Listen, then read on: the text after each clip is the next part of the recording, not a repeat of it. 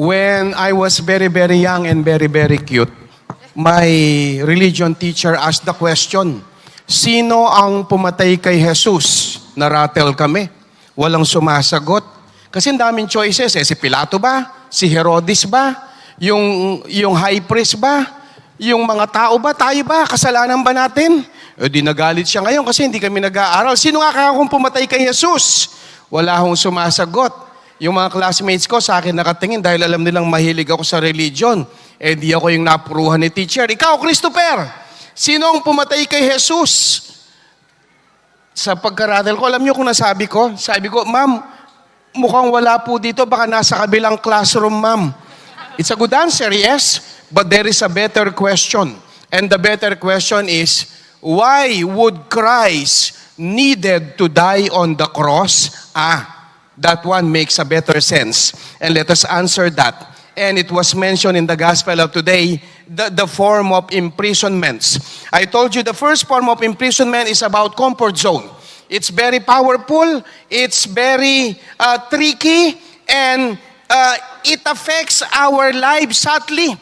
Remember the impala in South Africa? While they could jump up to 13 feet high and 30 feet wide, they are caged on a 5 feet cage.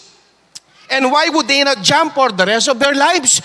Google says, because they do not see the other side of the fence. It makes sense. Abay, kung meron naman darating na damo, meron namang darating na feeds, ba't pa ako tatalon?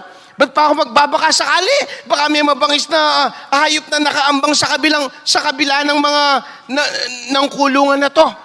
That is imprisonment by comfort.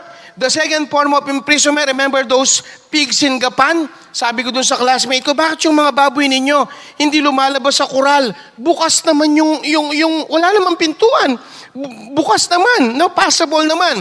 Ganito kasi yan, Cris, sabi niya, pagkakakatay kami ng baboy, pinupwersa namin yung isa palabas sa harapan ng mga baboy, pinanonood nila, doon namin kakatayin, doon dadanak yung dugo, doon siya sumisigaw, at doon na namin pagchachap-chapin. Bawat tunog ng malaking kutsilyo, naririnig nila. Abay ko ako yung baboy.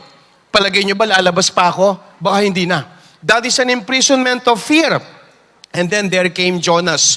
In Jonas 1:17, Jonah was swallowed by the belly of the whale. Why? Because he was supposed to be going to Nineveh. He went to Tarsus, the opposite side. And for 3 days and 3 nights, he was imprisoned out of disobedience. And then came the calling of Peter and Andrew in Matthew chapter 4. They could have remained on those boats. And then there were the sons of Zebedee, James and John. They could have remained on those nets, but they were called. And then there was Matthew in Matthew chapter 9, on verse 9, sitting on his tax booth. And Jesus told him, follow me. And he stood up and followed him. And then there is Zacchaeus on that sycamore tree. Zacchaeus, hurry down. I mean to stay at your house today. Pagka nakarating na ako doon, ibig sabihin, tapos na yung sermon. Ano?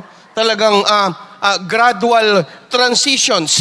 My dear friends, these are all forms of imprisonment. And I'm telling them to you now because they bring us again to Peter and Judas. Because of both of them were imprisoned by what? Shame and guilt. And these negative emotions, let me say them again to you, there are 12 of them.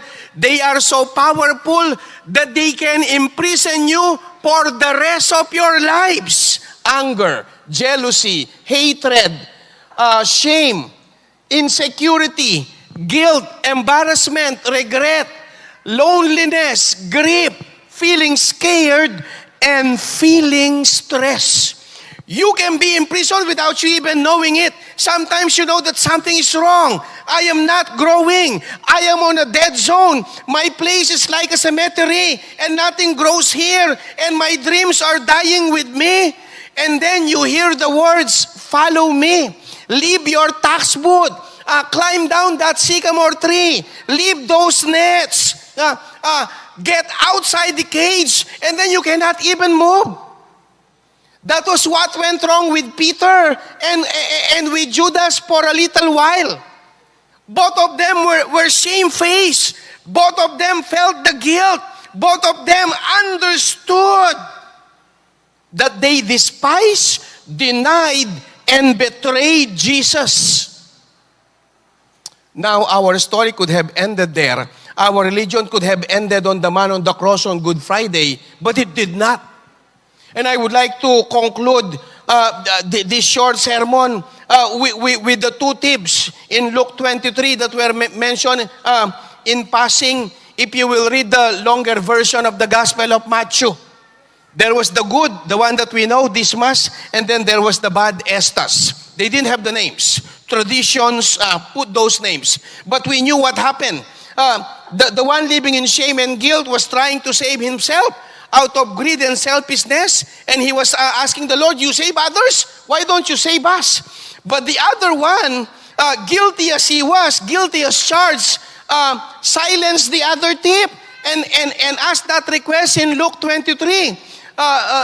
Lord, remember me when you will be in your kingdom. And what were the words of the Lord? I solemnly assure you today, you will be with me in paradise. Pass forward the story, because this could be your story and mine. And then people are already entering God's eternal kingdom one by one. And then finally, there was the man whose name was not on the list. So now, St. Peter called the other apostles and saints, may problema tayo. Nandito si Dismas, wala siya sa listahan. Paano ba yan? Tawagin niyo yung inang birhen and the Blessed Mother. Double check ninyo. Mother, dinouble check na namin. Wala. O di, tanongin niyo siya kung bakit siya nandito. And then they asked the man, Sir, we have just one question for you before we let you in. And the question was, why are you here? You know what was the response of the man, if you remember? And he said, because the man on the middle cross said, I am welcome. That, my dear friends, is the message of the Semana Santa. That was what went wrong with Judas. That was what Peter understood when he had an eye-to-eye with the Lord after denying Him 3 times. That was why Peter saw the day in John chapter 21 when the Lord rose from the dead and asked him, Simon, son of John, do you love me more than this? Something that Judas did not experience. Why? Because Judas did not see the Lenten message. And what is that? That our God's mercy is bigger than our biggest sins. That, my dear friends, is what can liberate us. The more you see the man on the cross, and the more you see mercy, compassion, kindness, forgiveness, and justice, the holier you become. And the less you see justice, but you remain in your anger, in your jealousy, in your shame and guilt,